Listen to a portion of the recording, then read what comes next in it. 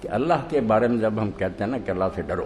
تو یہ ڈرنا وہ نہیں ہے جو کسی خوفناک چیز سے ہوتا کہ سانپ سے ڈرتے ہیں، بچھو سے ڈرتے ہیں، دشمن سے ڈرتے ہیں۔ معاذ اللہ یہ سوچ بھی نہیں سکتے اللہ سے زیادہ رحیم کون ہے، ودود کون، وہ جو نام ہی اپنا ودود بتاتا ہے نا، لاڈ والا، پیار والا،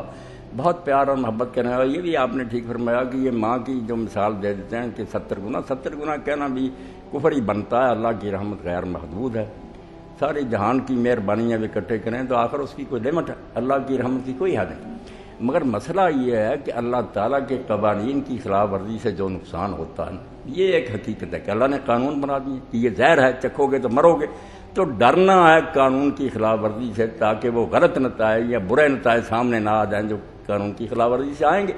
آگ میں ہم چلے جائیں گے، آگ کا ہم جلانا، جل جائیں گے۔ تو اللہ جب کہتا ہے ڈرو، یہ نہیں کہ وہ ڈراؤنی چیز ہے، وہ کہتا میں نے آپ لوگوں کی بھلائی کے لیے، آپ کی بھلائی کے لیے، جیسے اب ساری دنیا منشیات کے بارے میں فکر مند ہے کہ نشے نے یار دنیا تباہ کر، اللہ نے اگر بند کیا تھا کہ نشہ نہ کرو، لوگوں کی سمجھ نہیں آتا کہ یار کھاتے پیتے کیا، کھانے پینے میں کیا رکھ، اب پتہ چلا کہ یہ کھانا پینا نہیں، خاندان اجڑ گئے، ملک برباد ہو گئے۔ تو لوگوں کی بھلائی کے لیے اللہ کہتا اگر تم اچھائی کرو گے تو اپنے لیے،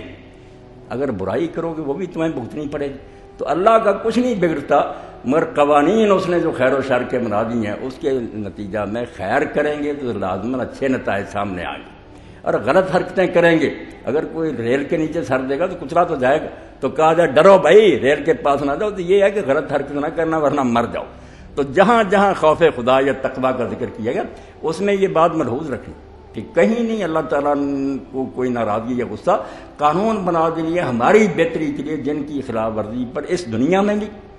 سزائیں ملتی ہیں۔ جو لوگ پرہیز نہیں کرتے وہ کیسی خوفناک بیماری میں مبتلا ہوتے ہیں۔ اب کیا کہا جائے کہ اللہ رحیم نہیں، رحیم ہے، اسی لیے تو اس نے کہا تھا کہ یہ نہ کہا، مگر آپ ہیپاٹائٹس میں پہنچ گئے اپنی نالائکیوں کی وجہ۔ تو جتنے گناہ ہیں اس سے اللہ کا کچھ نہیں بگڑتا، مگر ہمیں بتا دیا کہ یہ دنیا میں بھی تمدن اور تہذیب کو تباہ کرنے والی چیزیں، اس کے نتائج آخرت میں بھی نکلیں گے۔ تو ایک بات اس کے ساتھ یہ ہے کہ اللہ تعالیٰ جیسے ڈاکٹر صاحب نے فرمایا محبوب ہے، وہ حاکم نہیں ہے، صرف محبوب ہے۔ اسی لیے آپ دیکھتے ہیں کہ دین میں 4 باتیں جو پلرز آف اسلام ہیں، ستون ہیں، ان میں سے 2 اللہ کی حاکمیت کا مظہر ہے۔ ہم نماز ادا کرتے ہیں، غلاموں کی طرح کھڑے ہوتے ہیں، جھکتے ہیں، ہل جل نہیں سکتے، یہ ایسے ہے جیسے آقا کے سامنے غلام پیش ہوتا۔ اور اسی طرح ہم زکوٰۃ ادا کرتے ہیں ویسے جیسے حکومت کو ٹیکس دیتے ہیں۔ یہ دونوں باتیں اللہ تعالیٰ کی حاکمیت اور مالکیت کا مظاہرہ ہے کہ وہ بادشاہ ہے، لوگ اس کو ٹیکس پے کرتے ہیں، اس کے سامنے جھکتے ہیں۔ اور 2 باتیں محبوبیت سے تعلق رکھتی ہیں، اس میں حاکمیت کی شان نہیں، محبوب ہونے کی شان۔ روزہ کیا کہ جیسے محبوب کی محبت میں جنہیں ہو جاتی ہے یہ محبت تھوڑی بھی، بے شک مردار محبت ہی ہو، کھانا پینا چھوٹ جاتا، وہ بالکل لوگوں سے الگ ہو کر کہیں جا بیٹھتے ہیں، گلیوں بازاروں میں چکر لگاتے ہیں۔ ایسے ہی روزے کی حالت میں کھانا پینا چھوٹ گیا، آخر میں 10 دن جو آئے تو پھر بالکل ہی بال بچوں کو بھی چھوڑ کر اعتکاف کی حالت میں چلا گیا۔ یہ محبت کے عشق کے مظاہر ہیں۔ اور اس سے آگے جب بڑھتا ہے کہ رمضان سے ہی ختم ہوتا ہے، حافظ صاحب پڑھ رہے تھے حج کے مہینے شروع ہو جاتے ہیں، اس سے پہلے عمرے کر سکتے ہیں آپ، الحج اشہر معلومات۔ ادھر رمضان ختم ہوا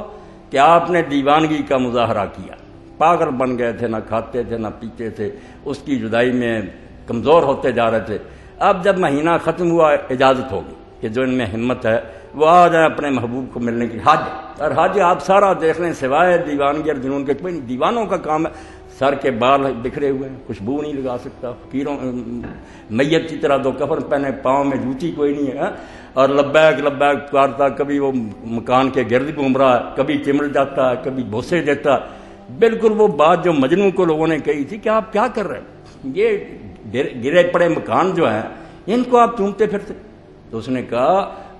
امر علی دیار لیلا، میں جب لیلا کے محلہ سے گزرتا ہوں، اب وہ تو نہیں یہاں، مگر اقبل ذوالجدار و ذوالجدار، میں کبھی اس دیوار کو چومتا ہوں، کبھی اس دیوار کو چومتا ہوں۔ فما حب الدیار شغفنا قلبی، مجھے ان دیواروں کی محبت نے پاگل نہیں کیا، میں جانتا ہوں یہ اینٹیں ہی ہیں، ولیکن حب من سکن الدیار، جو ان مکانوں میں رہتی تھی نا اس کی محبت نے مجھے دیوانہ کر دیا۔ تو جب سنتا نا بندہ کہ اللہ کا گھر ہے، چمٹ جاتا ہے، روتا ہے، بوسے دیتا ہے۔ حج بالکل سمجھ نہیں سکتا کوئی آدمی جس کے اندر نا عشق کی نا رمق، وہ نہیں سمجھ سکتا، وہ یہ قانونی بات نہیں، بلکہ لوگ اعتراض کرتے ہیں کہ یار آپ کی سب چیزوں کی سمجھ آتی، یہاں کیا کرتے ہیں آپ، پاگل بنے ہوئے ہیں، جب لمبا ہوتا تھا احرام اس وقت جوئیں تک پڑ جاتی، تو کیسے کر؟ فرمایا بھائی آپ اللہ کی یہ دونوں شانیں سمجھتے کہ نماز اور زکوٰۃ میں وہ بادشاہ ہو کر سامنے ہوتا ہے، آپ اس وقت وہ کام کرتے ہیں جو ریت کو کرنے ہوتے ہیں، یہاں محبوب کی شکل میں ہوتا ہے، کھانا پینا چھوٹ جاتا ہے، حجامتیں بھول جاتی ہیں، کپڑے میلے ہو جاتے ہیں، آپ پاگلوں کی طرح اس کی گلیوں میں گھومتے، اس کا تعلق خدا کی محبوبی سے، اس لیے ماں سے بہت محبت بڑھ کر، مگر ساتھ ہی آپ یہ بھی جانتے ہیں کہ محبوب کی ناراضگی وہ عذاب ہے جس کے مقابلے میں آگ کا عذاب بھی ہلکا ہے۔ اسی لیے امام زین العابدین فرماتے ہیں اللہ میں اس کو برداشت کر سکتا ہوں کہ وہاں آگ ہو، بچھو ہوں، سانپ ڈسیں، یہ عذاب میں جھیل سکتا ہوں، مگر جو قرآن نے تو نے کہا کہ لا ینظر اللہ ان کی طرف دیکھے گا ہی بڑا یکرم، ان سے بات ہی نہیں کرے گا۔ آپ کسی عشق مزاج آدمی سے پوچھیں اس سے بڑھ کر اس کے لیے کوئی دکھ ہے؟ منہ ہی نہیں کی۔ تو فرمایا اللہ نے کہ تم اگر میری محبوبیت کی شان کو پہچانو تو ناراضگی یہ ہے، ڈرنا وہ نہیں دشمن والا، یہ ہے کہ محبوب منہ نہ پھیر۔ اس لیے یہ دو باتیں ذہن میں رکھیں کہ ایک تو برے کاموں کے غلط نتائج سے ڈرنا، یہ اللہ سے ڈرنا، اس کے قانون کی خلاف ورزی نہیں، اور دوسرا یہ ہے کہ جب وہ اتنا محبوب ہے، اس محبوب نے منہ پھیر لیا کہ میں اپنی زیارت نہیں کراؤں گا، تو اس سے بات نہیں، جہنم میں جلتا رہے، اس سے بڑا عذاب کیا ہوگا۔